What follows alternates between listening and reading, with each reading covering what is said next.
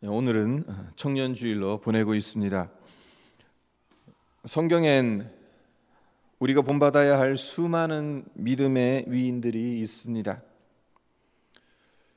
그 중에서 청년의 때에 특별히 이곳 토론토에서 이민 1.5세로 그리고 2세로 살아가고 있는 우리 청년들이 가장 본받아야 할 믿음의 위인들은 요셉과 다니엘일 것입니다. 왜 그렇습니까? 둘 다 하나님을 잘 믿고 섬기면서 세상에서도 인정받고 성공했기 때문입니다. 요셉은 애굽, 다니엘은 바벨론과 바사라는 외국에서 1인지하 만인지상이라고 할 수 있는 총리의 자리에까지 올라갔던 입지전적의 인물들입니다. 바라기는 우리 청년들 중에도 요셉과 다니엘과 같은 인물들이 배출되었으면 합니다. 다니엘서 어떤 책입니까?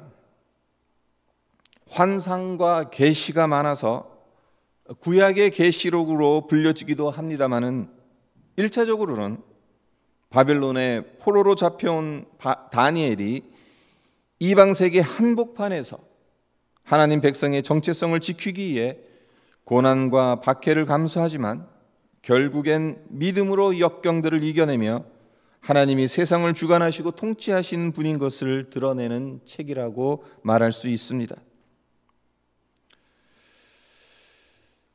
우리에게 물어야 될 질문이 하나 있는데요. 그것은 다니엘서의 시대적 상황과 2500년이 지난 이 시대의 상황과는 어떤 연관성이 있겠냐는 겁니다. 다니엘서의 상황과 이 시대의 상황은 달라도 한참 다르죠. 많은 것들이 다릅니다. 그러나 한 가지 중요한 공통점이 있습니다. 그것은 그때나 지금이나 하나님의 백성들이 살아가고 있는 이 세상은 하나님의 존재를 인정하지 않는다는 겁니다. 예를 하나 들어보겠습니다. 안타깝게도 많은 기독 청년들의 현실 인식이 이 시대를 무한 경쟁의 시대로 여기면서 살아간다는 겁니다. 그래서 인생이 무엇인지, 어떻게 사는 것이 하나님께 영광이 되고 자신에게는 보람 있고 의미 있는 것인지, 또한 이 세상과 사회에 보탬이 되고 유익이 되는지를 진지하게 고민하기보다는 어떻게 하면 좋은 직장을 얻을 수 있을지, 어떻게 하면 경쟁사에서 도태되지 않고 살아남을 수 있을지, 어떻게 하면 남들보다 더 빨리 출세할 수 있을지에 대해 더 많은 관심을 보이고 더 많은 고민을 한다는 겁니다. 하나님이 이 세상을 주관하신다는 믿음이 없으니까 무한 경쟁의 굴레에서 살아남는 길은 스펙을 쌓고 능력을 키워야 한다고 생각하니까 하나님 나라에 대해서는 별 관심을 가지지 않습니다. 그래도 우리 교회 청년들은 이러한 극단적인 현실주의적인 경쟁주의적인 사회 분위기에 매몰되지 않고 하나님의 영광을 위해 어떻게 살아가야 할지, 하나님께서 주신 은사와 재능, 축복들을 어떻게 사용해야 할지를 진지하게 고민하고 있는 것 같아서 감사한 마음이 듭니다. 새벽 이슬 같은 주의 청년들로 인해 우리 교회가 생명력이 넘치고 이 사회가 밝아지고 이 세상에 하나님의 축복이 강물처럼 흘러 넘치기를 기원합니다. 청년들은 그렇고 우리 장년들은 어떻습니까? 나이가 들어가면 들어갈수록 미래에 대한 불안감이 더 크게 엄습해 오지 않습니까? 오늘날을 100세 시대라고 부르는데 인간의 수명이 늘어가고 있는 것 얼마나 좋은 소식입니까? 하지만 요즘 한국에서는 오래 사는 것이 복받은 것이 아니라 벌 받는 것이라는 자조 섞인 한탄을 하시는 어르신들이 많습니다. 오래 살 수 있는 것이 반가운 일이어야 할 텐데 이상하게도 많은 사람들이 오래 사는 것을 끔찍하게 생각하고 일찍 죽어야 한다는 그렇게 말하는 경우가 심심치 않게 보게 됩니다. 왜 이렇게 된 것이겠습니까? 그 이유가 무엇이겠습니까? 아무래도 경제적인 부분이 가장 클 겁니다. 요즘 65세에 은퇴하는 것이 쉽지는 않지만 설사 65세에 은퇴한다 하더라도 무려 20년 이상을 벌이 없이 살아야 합니다. 문제는 최소의 경비로 살아간다 하더라도 부부들이 100세까지 살아가려면 100만 불 정도는 있어야 한다는 겁니다. 사실 오래 사는 것 자체를 싫어하는 사람이 어디 있겠습니까? 하지만 경제적으로 쪼들리면서 힘겹게 오래 사는 것은 누구도 원치 않을 것입니다. 이것이 우리가 살고 있는 이 땅의 현실이기 때문에 하나님께 부르짖는 것, 속된 말로 약발이 안 먹힌다고 볼 수도 있습니다. 지금 살기도 빠듯한데 한가하게 교회 가서 하나님께 기도드린다고 밥이 나오니 그 시간에 땅이라도 파고 물건 하나라도 더 팔아서 미래를 준비해야 하지 않냐 말하는 사람도 많습니다.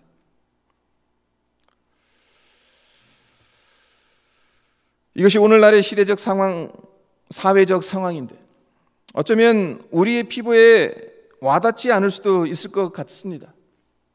그래서 이렇게 한번 생각해 보셨으면 합니다.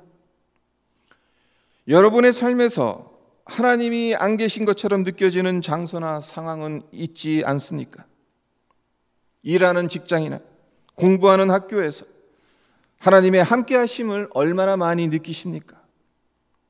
주님을 알지 못하는 세상 사람들과 부딪히면서 절대로 변하지 않을 것처럼 보이는 그들로 인해 하나님의 나라가 과연 이 땅에 존재할 수 있는지 갈등하고 고민해 보신 적은 없습니까?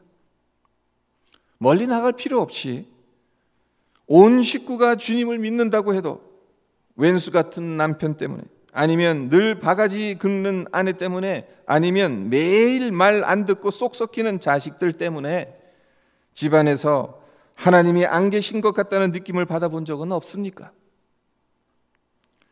제가 왜 이런 질문을 드리는 것이겠습니까? 이런 질문을 드리는 목적은 우리가 이 세상을 어떤 눈으로 바라보는지를 생각해 보자는 것입니다. 우리는 하나님의 자녀가 되었고 신앙생활 한지 오래 되었다 할지라도 이 세상을 바라보는 관점이 여전히 육신적이라면 하나님의 나라가 아닌 세상의 것들밖에 볼 수가 없습니다. 시대적 상황이나 사회적 상황도 중요하기는 합니다만 내가 어떻게 이 시대와 역사를 바라보는지가 더 중요한 겁니다. 시대적 상황, 사회적 상황이 하나님이 안 계신다고 여기는 것도 문제이지만 내가 이 시대와 역사, 작게는 내 삶의 구석구석을 주관하시고 다스리시는 하나님을 바라보지 않는다면 그것이 더 큰 문제라는 것입니다.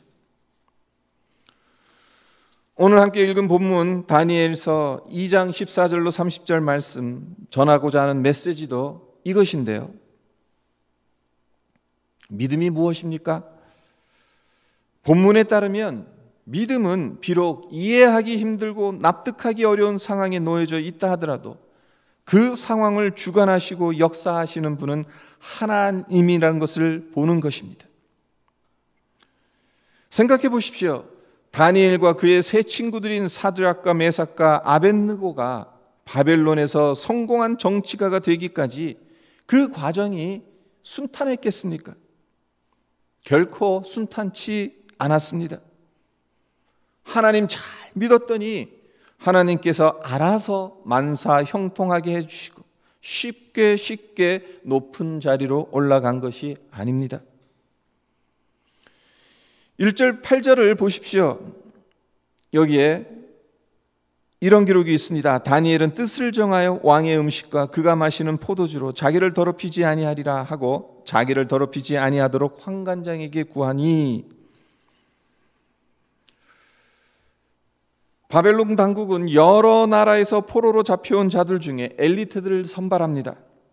그리고 바벨론의 종교와 문화, 정치에 동화시키기 위해서 소위 바벨론 황민양성 학교를 세워 3년 동안 왕의 음식과 포도주를 제공하는 파격적인 대우를 합니다. 이뿐이 아닙니다. 이 과정을 수료하면 고위 관료로 채용될 수 있는 특권까지 제시합니다. 그 당시 세계 중심이었습니다. 바벨론은 오늘날로 말하면 미국의 워싱턴 DC에서 출세하는 셈인 거예요. 웬만한 사람 같으면 좋은 기회라고 생각하고 위에서 시키는 대로 했을 겁니다. 이 과정만 잘 수료하면 고위 관료로 나갈 수 있으니까. 왕의 음식과 포도주를 받는다는 것 자체를 가문의 영광으로 생각할 사람도 많았을 겁니다. 하지만 다니엘과 세 친구의 생각은 달랐어요. 하나님을 알지 못하는 이방 나라 왕의 음식과 포도주, 우상에게 바쳐진 음식이기 때문에 그 음식으로 그들의 몸과 정신을 더럽히고 싶지 않았습니다. 문제는 왕의 음식과 포도주를 먹지 않겠다는 것, 그 음식으로 자기를 더럽히지 않겠다고 결단하는 것은 목숨을 내놓아야 한다는 거예요. 왕의 음식과 포도주를 거부한다는 것은 있을 수 없는 일입니다. 왕의 특별한 환대를 거부하는 것이고 왕의 명령을 거역하는 것이기 때문에 왕을 모독하는 행위가 되는 겁니다. 따라서 이 사실이 발각되면 목숨을 부지하기 어렵습니다. 하지만 그럼에도 불구하고 다니엘과 세 친구는 뜻을 정합니다. 하나님을 향한 믿음을 지키는 것이 자기 목숨 부지하고 출세하는 것보다 더 중요했기 때문에 목숨을 내놓는 결단을 할 수 있었던 겁니다. 그런데 2장으로 넘어와서 이보다 더 큰 문제에 봉착하게 됩니다. 어떤 문제인가 하면 1절을 보세요. 느부갓네살이 다스린 지 2년이 되는 해에 느부갓네살이 꿈을 꾸고 그로 말미암아 마음이 번민하여 잠을 이루지 못한지라.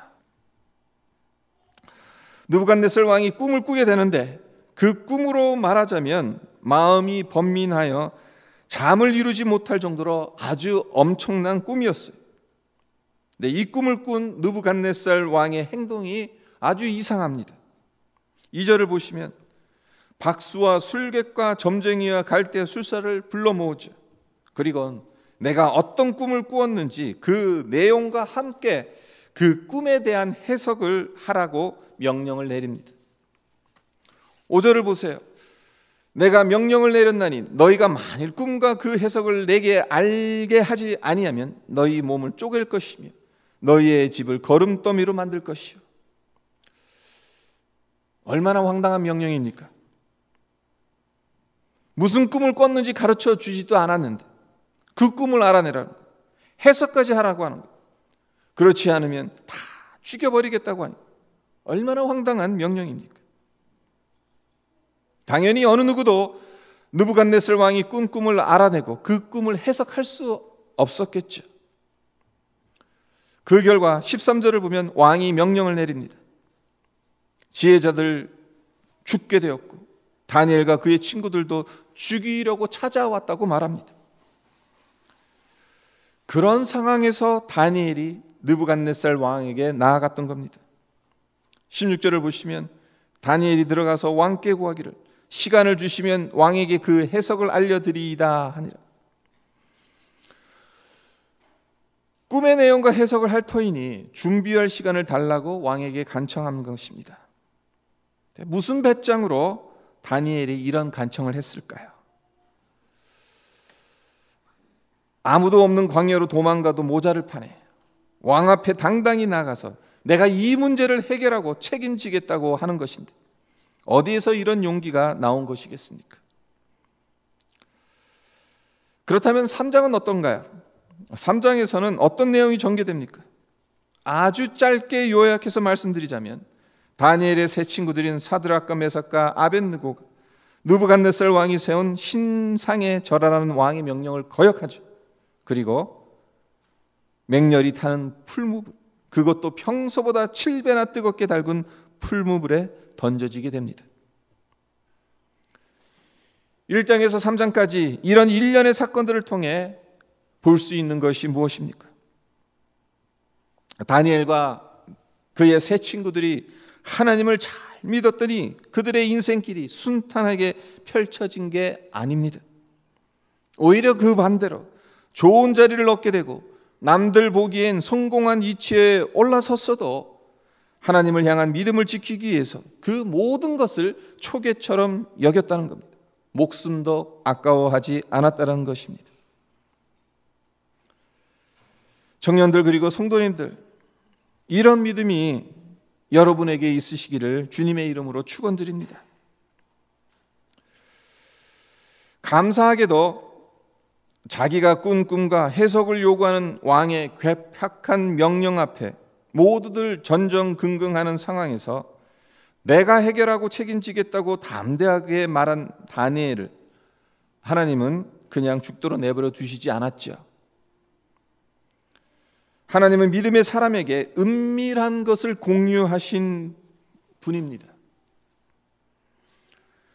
이 당시 바벨론의 지혜자들은 신들만이 알고 있는 비밀들을 인간들과는 공유하지 않는다고 믿었어요.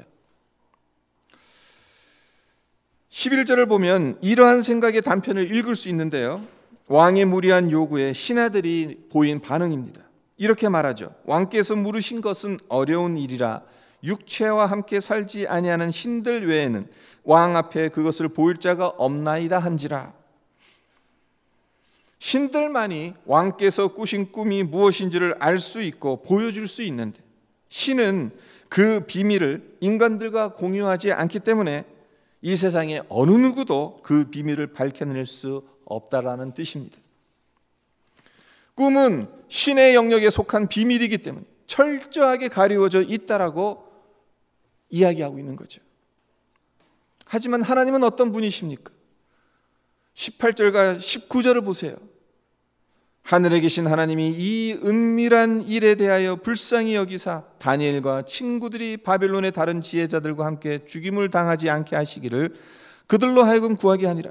이에 이 은밀한 것이 밤에 환상으로 다니엘에게 나타나 보임에 다니엘이 하늘에 계신 하나님을 찬송하니라.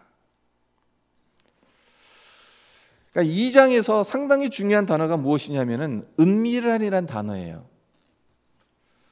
그러니까 18절과 19절에서도 은밀한이란 단어가 계속해서 나오고 있고, 또 27절에도 보면 다니엘이 왕 앞에 나가서 이제 대답을 하는데, 왕이 물으신 바 은밀한 것은 지혜자나 술객이나 박수나 점쟁이가 능히 왕께 보일 수 없다.